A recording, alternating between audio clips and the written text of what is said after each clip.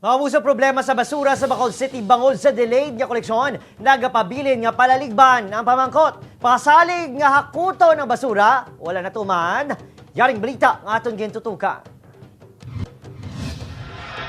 Sa tuwas ang reklamo sa mga residente sa pigaw nga koleksyon sa basura, humalin pa sang nagligad niya simana. Nagpromisa ang IPM Construction nga mag-double time kag nagtugaan sa masobra 300 ka trip sa Biyernes, Sabado kag Domingo. Apang santo sa report sa Department of Public Services, napaslawan ng IPM nga tumanon ang ilatugan. Hindi lang isa, duha o kung 3 ka trips ang kulang, kundi masobra 20 ka trips ang wala na tigayon. Ang rason, kulang kuno sila sang tinawo. Dapat ang pumuluyo hindi na magpadala sang reklamo, maghagi reklamo. It's our office na tani amo ang ma-address. Hambalya hindi kita magiging reactive but proactive. That is why we're also trying to catch up sa expectation ni Mayor. Prioridad nga magkuha ang nagatumpok nga basura sa mga mayor nga merkado kaangay sang Libertad Public Market.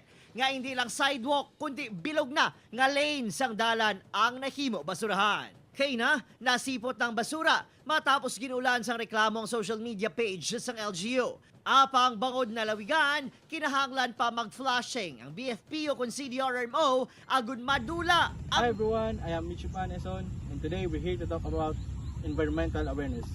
Why it matters, what issues we're facing, and how we can be part of the solution. The environment is in crisis globally.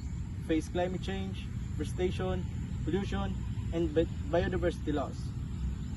In the Philippines, issues like plastic waste, illegal mining, and deforestation are making things worse.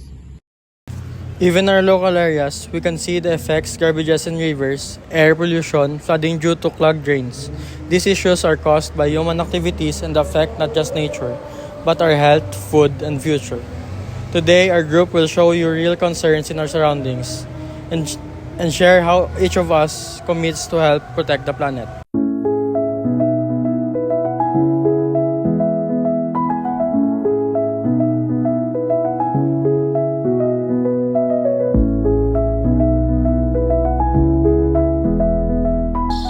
Good day everyone, my name is June Matthew H. Sidoyko from BSMT3 BRIC.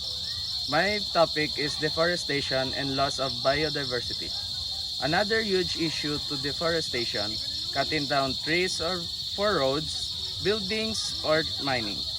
This leads to loss of biodiversity, floods, and even landslides. Forests are home to animals and help fight climate change. Without them, the balance of nature is broken. I commit to supporting tree planting programs and avoiding products that could harm the forest. I will be a voice for the voiceless, our trees and animals. Thank you.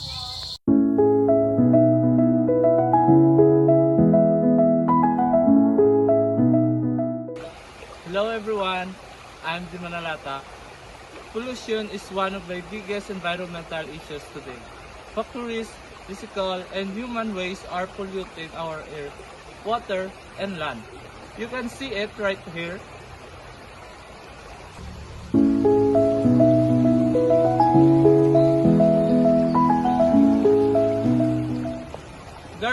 Garbage in this river smoke from traffic nearby.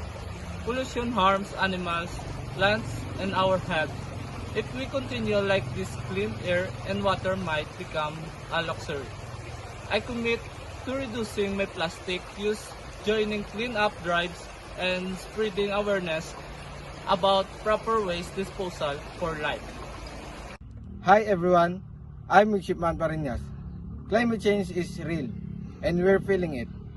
Stronger typhoons, drought, hotter days, these are signs of global warming caused by carbon emission from burning fossils. If we ignore this, the next generation will suffer worse. I commit for saving energy, planting trees, and advocating climate action in my community for life.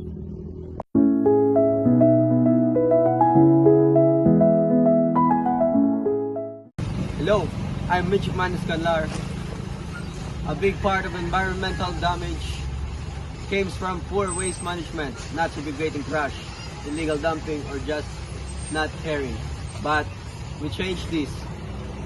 We all have responsibility to care our earth. It starts at home, in our school, in our community. I commit to practicing proper waste segregation, recycling, and encouraging our people to do the same, starting now and the rest of my life. We commit to protect our environment.